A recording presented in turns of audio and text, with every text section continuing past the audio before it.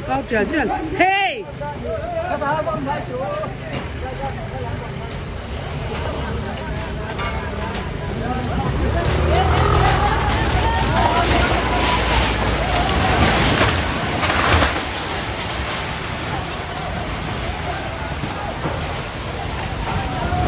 ！thật lò quá nhau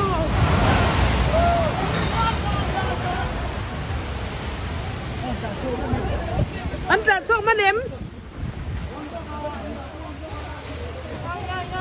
tháp tiếp tục